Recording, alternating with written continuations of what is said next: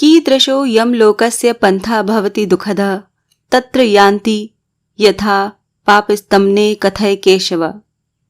अर्थात करुण जी ने कहा, हे केशव, यमलोक का मार्ग किस प्रकार दुखदाई होता है, पापी लोग वहां किस प्रकार जाते हैं, वो मुझे बताइए।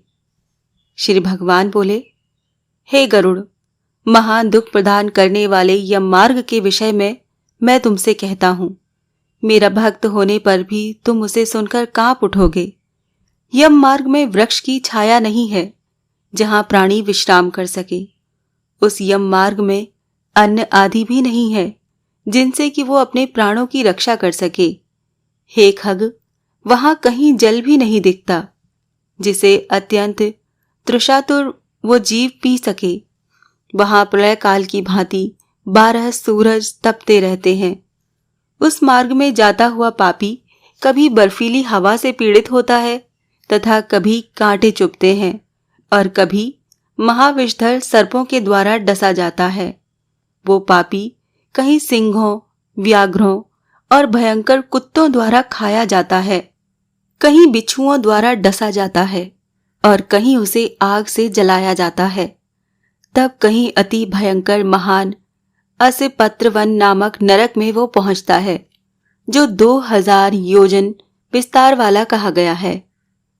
वो वन कौ, उल्लुओं, वटों, गीधों, सर्गों और डांसों से व्याप्त है। उसमें चारों ओर दावाग्नि व्याप्त है। 80 पत्र के पत्तों से वो जीव उस वन में छिन्न भिन्न हो जाता है। कहीं अंधे कुएं में गिरता है, कहीं विकट पर्वत से गिरता है, कहीं छुरे की धार पर चलता है तो कहीं कीलों के ऊपर चलता है, कहीं घने अंधकार में गिरता है, कहीं भय उत्पन्न करने वाले जल में गिरता है, कहीं जोंकों से भरे हुए कीचड़ में गिरता है तो कहीं जलते हुए कीचड़ में गिरता है, कहीं तपी हुई बालुका से व्याप्त और कहीं धधकते हुए ताम्रमय मार्ग, कहीं अंगार की राशि और कहीं अत्यधिक धुएं से भरे हुए मार्ग पर उसे चलना पड़ता है। कहीं अंगार की वृष्टि होती है, कहीं बिजली गिरने के साथ शिलावृष्टि होती है, कहीं रक्त की, कहीं शस्त्र की और कहीं गर्म जल की वृष्टि होती है, कहीं खारे कीचड़ की वृष्टि होती है। मार्ग में कहीं गहरी खाई है, कहीं पर्वत शिखरों की चढ़ाई है और कहीं कंदराव में प्रवेश करना पड़ता है। वहां मार्ग में कहीं घना अंधेरा है तो कहीं दुख से चढ़ी जाने योग्य शिलाएं हैं, कहीं मवाद, रक्त और विष्ठा से भरे हुए तालाब हैं। यम मार्ग के बीचों बीच अत्यंत उग्र और घोर वैतरणी नदी बहती है। वो देखने पर दुखदायिनी हो तो क्या आश्चर्य, उसकी वार्ता ही भय पैदा करने वाली है। वो 100 योजन चौड़ी है। उसमें पूव अर्थात पीव और मवाद और रक्त बहते रहते हैं। हड्डियों के समूह से तट बने हैं, अर्थात उसके तट पर हड्डियों का ढेर लगा रहता है। मांस और रक्त के कीचड़ वाली वो नदी दुख से पार की जाने वाली है। अथाह गहरी और पापियों के द्वारा दुख पूर्वक पार की जाने वाली वो नदी केश रूपी सेवार से भरी होने के कारण दुर्गम है। वो विशालकाय घड़ियालों से व्याप्त है और सैकड़ों प्रकार के घोर पक्षियों से आवृत है। हे गरुड़, आए हुए पापी को देखकर वो नदी ज्वाला और धूम से भरकर कढ़ा में रखे घृत की भांति खौलने लगती है। वो नदी सुई के समान मुख वाले भयानक कीड़ों से चारों ओर से व्याप्त है। ब्रज के समान चोंच वाले बड़े बड़े गीध और कौओं से घिरी हुई है। वो नदी शिशुमार, मगर, जोंक, मछली, कछुए तथा अन्य मांस भक्षी जलचर जीवों से भरी पड़ी है। उसके प्रभाव में गिरे हुए बहुत से पापी रोते चिल्लाते हैं और हे भाई, हे तात, हे पुत्र, इस प्रकार कहते हुए बार बार विलाप करते रहते हैं। भूख और प्यास से व्याकुल होकर पापी जीव रक्त का पान करते हैं। वो नदी झागपूर्ण रक्त के प्रभाव से व्याप्त, महाघोर, अत्यंत गर्जना करने वाली, देखने में दुख पैदा करने वाली तथा भयावह है। उसके दर्शन मात्र से पापी चेतना शून्य हो जाते हैं। बहुत से बिच्छू तथा काले सर्पों से व्याप्त उस नदी के बीच में गिरे हुए पापियों की रक्षा करने वाला कोई नहीं है। उसके सैकड़ों हजारों भंवरों में पड़कर पापी पाताल में चले जाते हैं, क्षण भर पाताल में रहते हैं और एक ही क्षण में ऊपर चले आते हैं। हे खग, वो नदी पापियों के गिरने के लिए ही बनाई गई है। उसका पार नहीं दिखता। वो अत्यंत दुखपूर्वक तरने योग्य तथा बहुत ही दुख देने वाली है। इस प्रकार बहुत प्रकार के क्लेशों से व्याप्त अत्यंत दुखप्रद यम मार्ग में रोते चिल्लाते हुए दुखी पापी जाते हैं। कुछ पापी पाश से बंधे होते हैं, कुछ अंकुश में फंसा कर खींचे जाते हैं और कुछ शस्त्र के अग्रभाग से पीठ में छेदते हुए ले जाए जाते हैं। कुछ नाक के अग्रभाग में लगे हुए पाश से और कुछ कान में लगे हुए पाश से खींचे जाते हैं। कुछ काल पाश से खींचे जाते हैं और कुछ कौवों से खींचे जाते हैं। वो पापी गर्दन, हाथ और पैर से जंजीर से बंधे हुए तथा अपनी पीठ पर लोहे के भार को ढोते हुए मार्ग पर चलते हैं। अत्यंत घोर यमदूतों के द्वारा मुदगरों से पीटे जाते हुए वो मुख से रक्त वमन करते हुए तथा वमन किए हुए रक्त को पुनः पीते हुए जाते हैं। उस समय अपने दुष्कर्मों को सोचते हुए प्राणी अत्यंत ग्लानि का अनुभव करते हैं और अतीव दुखित होकर यमलोक को जाते हैं। इस प्रकार यम मार्ग में जाता हुआ वो मंद बुद्धि प्राणी हा पुत्र, हा पौत्र, इस प्रकार पुत्र और पौत्रों को पुकारते हुए हाय हाय इस प्रकार विलाप करते हुए पश्चाताप की ज्वाला से जलता रहता है। वो विचार करता है कि महान पुण्य के संबंध से मनुष्य जन्म प्राप्त होता है। उसे प्राप्त कर भी मैंने धर्माचरण नहीं किया। ये मैंने क्या किया? मैंने दान दिया नहीं, अग्नि में हवन किया नहीं, तपस्या की नहीं, देवताओं की भी पूजा की नहीं, विधि विधान से तीर्थ सेवा की नहीं। अतः हे जीव, जो तुमने किया है उसी का फल भोगो। हे देही, तुमने ब्राह्मणों की पूजा की नहीं, देव नदी गंगा का सहारा लिया नहीं, सत्पुरुषों की सेवा की नहीं, कभी भी दूसरे का उपकार किया नहीं। इसीलिए हे जीव, जो तुमने किया है अब उसी का फल भोगो। मनुष्यों और पशु पक्षियों के लिए जलहीन प्रदेश में जलाशय का निर्माण किया नहीं, गायों और ब्राह्मणों की आजीविका के लिए थोड़ा भी प्रयास किया नहीं। इसीलिए हे देही, तुमने जो किया है उसी से अपना निर्वाह करो।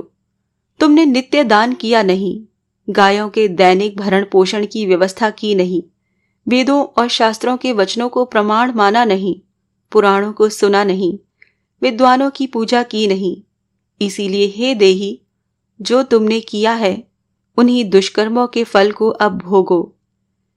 नारी जीव भी पश्चाताप करते हुए कहती है, मैंने पति की हितकर आज्ञा का पालन किया नहीं, पातिव्रत्य धर्म का कभी पालन किया नहीं और गुरुजनों को गौरवोचित सम्मान कभी दिया नहीं। इसीलिए हे देहिन, जो तुमने किया उसी का फल भोगो। धर्म की बुद्धि से एकमात्र पति की सेवा की नहीं और पति की मृत्यु हो जाने पर ब्रहिन प्रवेश करके उसका अनुगमन किया नहीं, वैधव्य प्राप्त करके त्यागमय जीवन व्यतीत किया नहीं। इसीलिए हे देहिन, जैसा किया उसका फल अब भोगो। मास पर्यंत किए जाने वाले उपवासों में तथा चांद्रायण व्रतों आदि सुविस्तीर्ण नियमों के पालन से शरीर को सुखाया नहीं। पूर्व जन्म में किए हुए दुष्कर्मों से बहुत प्रकार के दुखों को प्राप्त करने के लिए नारी शरीर प्राप्त किया था। इस तरह बहुत प्रकार से विलाप करके पूर्व देह का स्मरण करते हुए मेरा मानव शरीर कहाँ चला गया, इस प्रकार चिल्लाता हुआ वो यम मार्ग में चलता है। हे ताक्ष, इस प्रकार 17 दिन तक अकेले वायु वेग से चलते हुए 18वें दिन वो प्रेत सौम्यपुर में जाता है। उस रमणीय श्रेष्ठ सौम्यपुर में प्रेतों का महान गण रहता है। वहां पुष्प भद्रा नदी और अत्यंत प्रिय दिखने वाला बट वृक्ष है। उस पुर में यमदूतों के द्वारा उसे विश्राम कराया जाता है। वहां दुखी होकर वो स्त्री पुत्रों के द्वारा प्राप्त सुखों का स्मरण करता है। वो अपने धन, भृत्य और पौत्र आदि के विषय में जब सोचने लगता है तो वहां रहने वाले यम के किंकर उससे इस प्रकार कहते हैं, धन कहाँ है, पुत्र कहाँ है, पत्नी कहाँ है, मित्र कहाँ है, बंधु बांधव कहाँ है। हे मूढ़ जीव, अपने कर्मोपार्जित फल को ही भोगता है, इसीलिए सुदीर्घ काल तक इस यम मार्ग पर चलो।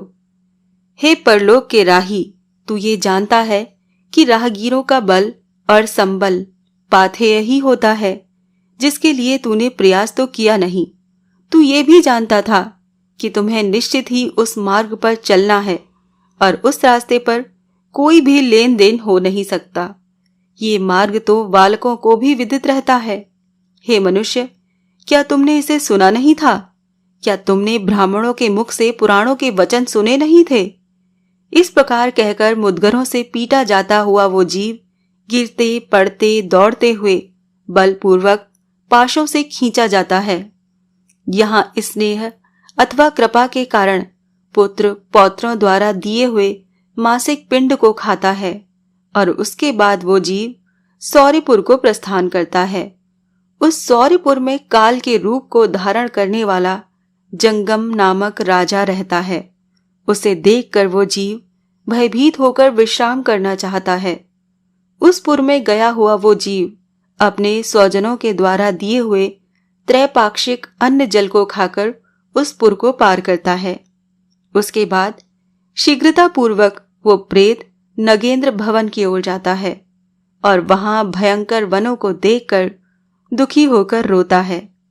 दया रहित दूतों के द्वारा खींचे जाने पर वो बार बार रोता है और 2 मास के अंत में वो दुखी होकर वहां जाता है।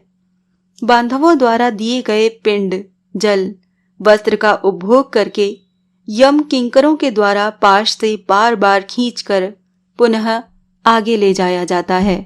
तीसरे मास में वो गंधर्व नगर को प्राप्त होता है और वहां त्रैमासिक पिंड खाकर आगे चलता है। चौथे मास में वो शैलागमपुर पहुंचता है और वहां प्रेत के ऊपर बहुत अधिक पत्थरों की वर्षा होती है। वहां चौथे मासिक पिंड को खाकर वो कुछ सुखी होता है।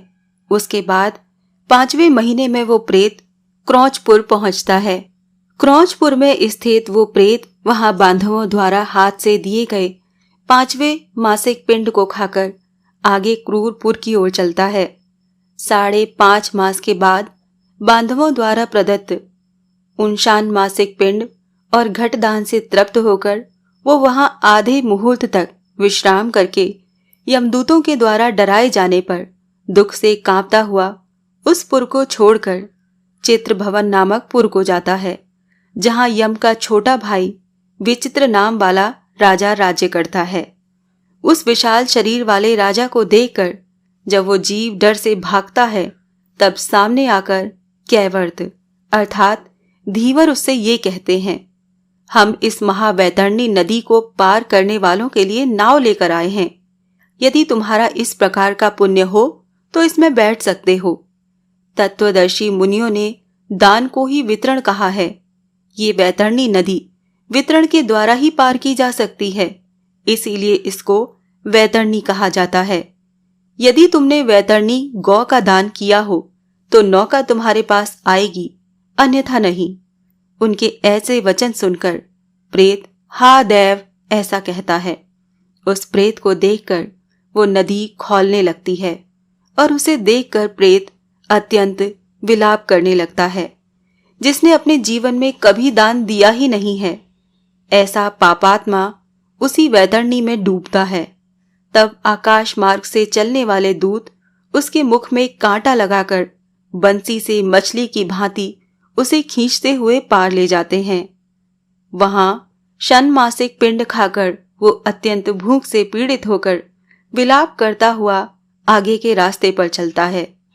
7वें मास में वो ब्रह्मपदपुर को जाता है और वहां अपने पुत्रों द्वारा दिए गए 7वें मासिक पिंड को खाता है। हे पक्षीराज गरुड़, उस पुर को पार कर वो दुखद नामक पुर को जाता है। आकाश मार्ग से जाता हुआ वो महान दुख प्राप्त करता है। वहां 8वें मास में दिए हुए पिंड को खाकर आगे बढ़ता है और 9वां मास पूर्ण होने पर नाना क्रंदपुर को प्राप्त होता है। वहां क्रंदन करते हुए अनेक भयावह क्रंदगणों को देखकर स्वयं शून्य हृदय वाला वो जीव दुखी होकर आग क्रंदन करने लगता है। उस पुर को छोड़कर वो यमदूतों के द्वारा भयभीत किया जाता हुआ 10वें महीने में अत्यंत कठिनाई से सुतप्त भवन नामक नगर में पहुंचता है। वहां पुत्र आदि से पिंडदान और जलांजलि प्राप्त करके भी सुखी नहीं होता। 11वां मास पूरा होने पर वो रौद्रपुर को जाता है। वहां पुत्र आदि के द्वारा दिए हुए 11 मासिक पिंड को वहां खाता है। 11.5 मास बीतने पर वो जीव पयोवर्षण नामक नगर में पहुंचता है। वहां प्रेतों को दुख देने वाले मेघ घनघोर वर्षा करते हैं। वहां पर दुखी वो प्रेत ऊनाब्दिक श्राद्ध के पिंड को खाता है। इसके बाद वर्ष पूरा होने पर वो जीव शीताढ़ नामक नगर को प्राप्त होता है। वहां हिम से भी 100 गुनी अधिक महान ठंड पड़ती है। शीत से दुखी और भूख से वो जीव इस आशा से 10 दिशाओं में देखता है कि शायद कहीं कोई हमारा बांधव हो जो मेरे दुख को दूर कर सके। तब यम के दूत कहते हैं, तुम्हारा ऐसा पुण्य कहाँ है? फिर वार्षिक पिंड को खाकर वो धैर्य धारण करता है।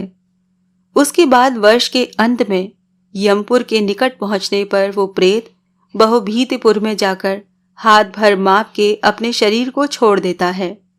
हे पक्षी, पुनः कर्म भोग के लिए अंगुष्ठ मात्र के वायु स्वरूप यातना देह को प्राप्त करके वो यमदूतों के साथ जाता है।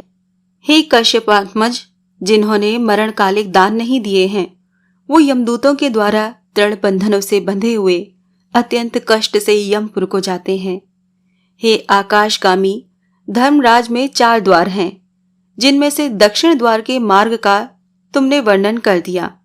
इस महान भयंकर मार्ग में भूख प्यास और श्रम से दुखी जीव जिस प्रकार जाते हैं वो सब मैंने बतला दिया। अब और क्या सुनना चाहते हो?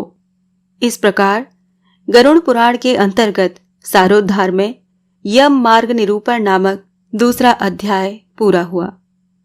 ओम नमो भगवते वासुदेवाय नमः।